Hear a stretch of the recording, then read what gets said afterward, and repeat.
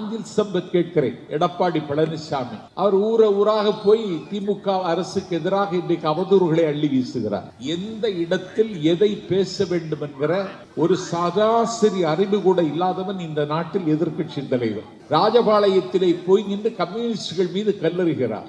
கம்யூனிஸ்டுகள் இன்றைக்கு திமுகவுக்கு அடிமையாகி விட்டார்கள் என்று பேசுகிறார். அன்றைக்குத்தான் கம்யூனிஸ்ட் கட்சியினுடைய மாநில செயலாளர் சண்முகம் திராவிட முன்னேற்ற கழக அரசாங்கத்தின் மீது விமர்சனம் வைக்கிறார். தோழமை கட்சியாக இருந்தால் விமர்சனம் வைக்க கூடாது என்று ஒன்றும் நிலை இல்லை. எல்லா விமர்சனங்களையும் நாங்கள் உள்வாங்கிக் கொள்கிறோம். Right to differ, right to criticise.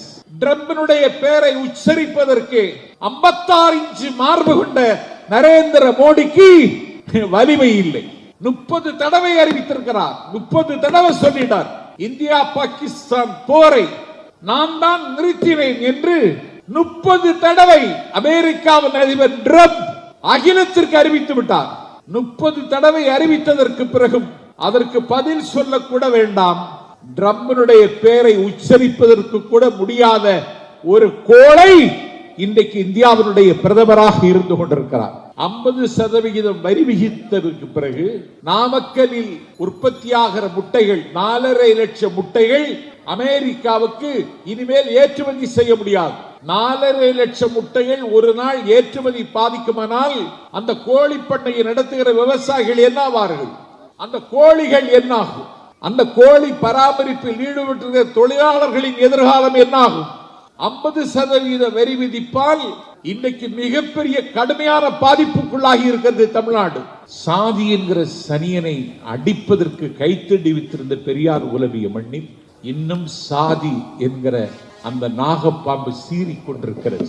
Kavin என்ற தம்பி கொல்லப்பட்டு விட்டான். திருநெல்வேலியை கதறி அழுகிறது. அன்றைக்கு போய் இவன் விருந்து தின்னுகிறான். நயனார் நாகேந்திரன் வீட்டில். when Rome was burning, Nero was fiddling. ரோமாபுரி நகரம் தீப்பெற்றி இருந்த பொழுது நீரோ மன்னன் விடில் வாசித்தான். அந்த நீரோ மன்னனுக்கு பிறந்தவன் தானா எடப்பாடி பழனிசாமி என்று கேட்க வேண்டிய அளவுக்கு அவருடைய நடவடிக்கைகள் இன்றைக்கு அமைகின்றன. இன்றைக்கு ஒரு நம்பிக்கையாக தெரிகிறார் என் கண்ணுக்கு ராகுல் காந்தி. இந்திய துணைக்கண்டத்து அரசியல் வரலாற்றில் இன்றைக்கு ராகுல் காந்தி செய்கிற வேள்வியை இதற்கு முன் இந்தியாவில் இருந்த எந்த எதிர்க்கட்சி தலைவரும் செய்ததில்லை என்கிற உச்சத்தை அவர் இன்றைக்கு தொடுகிறார். அவர் நாடாளுமன்றத்திலே கேள்விகளை முன்வைக்கிறார். நாடாளும் பிரதமராலே பதில் சொல்ல முடியவில்லை. அன்வர் ராஜா கேட்டார், கான்ஸ்டிடியூஷனல் அத்தாரிட்டி போஸ்ட் துணை சபாநாயகர், அதை இதுவரைக்கும் ஃபில்லப் செய்யவில்லை. அவர்கள் செய்கிறார்கள். ஜெகதீப் தன்கர் என்கிற இந்தியாவினுடைய குடியரசு துணைத் தலைவர் பாராளுமன்றம் கூடிய ஃபர்ஸ்ட் டே இரவு அந்த பதவியை ராஜினாமா செய்கிறார். அவரை